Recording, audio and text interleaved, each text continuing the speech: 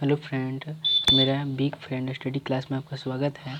तो आज मैं क्लास 10th का जो 12th चैप्टर है मैथ सब्जेक्ट का वृत्तों से संबंधित क्षेत्रफल चैप्टर का नाम है, उस चैप्टर का इस वीडियो में मैं बात करूंगा। और उस चैप्टर से जितने भी सवाल बनते हैं उस सवाल को सॉल्यूशन इस वीडियो में करेंगे। तो पहले इसका थोड़ा इंट्रोडक्शन ले लेते हैं और इसमें देखते हैं क्या क्या फार्मूला का यूज पड़ेगा और क्या क्या फार्मूला कैसे है और कैसे याद करें। ठीक, तो पहले देखते हैं, इसको समझते हैं। वृत्त के त्रिज्य खंड, तो एक वृत्त है उसमें एक त्रिज्य खंड बना हुआ है और त्रिज्य खंड में एक वृत्त खंड भी है। तो ए ओ ए सी बी जो है मेरा त्रिज्य खंड है और ए सी बी जो है वो वृत्त खंड है। तो देखते हैं त्रिज्य खंड का क्षेत्रफल यानी, और जो यहाँ डी जो कोण बन रहा है ओ पर ए ओ बी, ये जो कोण बन रहा है इसको हम थीटा कहते हैं। तो त्रिज्य खंड का क्षेत्रफल होता है, त्रिज्य खंड का क्षेत्रफल theta by 360 pi R square, यानी कि थीटा बटे 360 पाई आर स्क्वायर।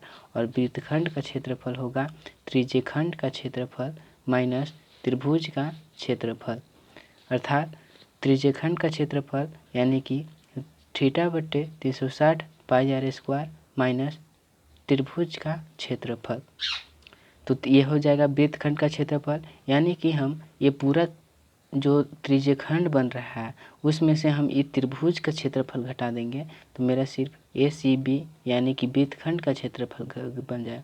तो इस तरह से इस चैप्टर में ये दो का फार्मूला ही से आगे क्वेश्चन बनेगा। और फार्मूला है इसके लिए अभी के लिए इतना ही फार्मूला आपको ज़रूरी है, और आगे अगर जो भी क्वेश्चन में फार्मूला नए आएंगे वो हम बता देंगे। तो देखते हैं इस क्वेश्चन का पहला एक्सरसाइज का पहला क्वेश्चन क्या है। तो दो वृत्तों की त्रिज्या क्रमशः 19 सेंटीमीटर और 9 सेंटीमीटर है। उस वृत्त की त्रिज्या ज्ञात कीजिए जिसकी परिधि इन दोनों वृत्तों की परिधियों के योग के बराबर है। तो बोल रहा है दो वृत्त की त्रिज्या है, तो दो वृत्त दिया है इसमें। पहले वृत्त की त्रिज्या यानी कि R1 बराबर 19 सेंटीमीटर है, और दूसरे वृत्त की अर्थात दूसरे वृत्त की त्रिज्या R2 तो 9 सेंटीमीटर।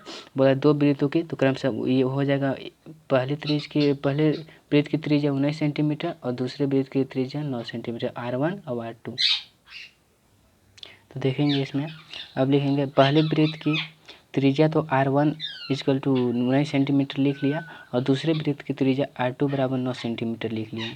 इसलिए अब लिखेंगे पहले वृत्त की परिधि, तो वृत्त की परिधि पर लिखा होता है, वृत्त की परिधि 2 पाई आर होता है, इसलिए पहले वृत्त की हम परिधि निकालेंगे। तो पहले वृत्त की 2 पाई आर, तो आर कितना पहले वृत्त की बोला तो R1 19 सेंटीमीटर, यानी कि पहले वृत्त की जो परिधि हो जाएगा 2 पाई R1, अर्थात 2 पाई इंटू R1 का मान है 19 सेंटीमीटर, तो 19 सेंटीमीटर यानी कि 38 पाई हो जाएगा। इसका पहले वृत्त की परिधि हो जाएगा 38 पाई, और फिर हो जाएगा उसके बाद अब देखेंगे दूसरे वृत्त की परिधि यानी कि वृत्त की परिधि होता है 2 पाई आर, तो दूसरे वृत्त की इसमें बोल रहा है तो 2 पाई R2 हो जाएगा, यानी कि R2 यानी कि 9 सेंटीमीटर जो है।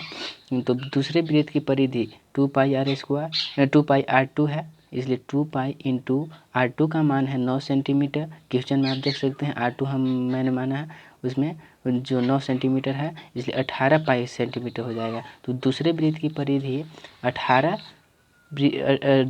पाई सेंटीमीटर। अब लिख सकते हैं यहाँ पर, अब अतः नए वृत्त की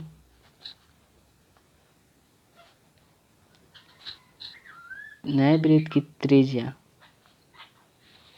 अब लिख सकते हैं, हाँ तो अब लिख सकते हैं नए वृत्त की परिधि जो इन दोनों वृत्त की परिधियों से जो नए वृत्त की परिधि बन रहा है उसका, तो नए वृत्त का परिधि यानी कि पहले वृत्त की परिधि प्लस दूसरे वृत्त की परिधि। तो पहले वृत्त की परिधि कितना है, देखिए यहाँ 38 पाई, तो पहले वृत्त की परिधि 38 पाई प्लस और दूसरे वृत्त की परिधि 18 पाई सेंटीमीटर, तो 18 पाई सेंटीमीटर।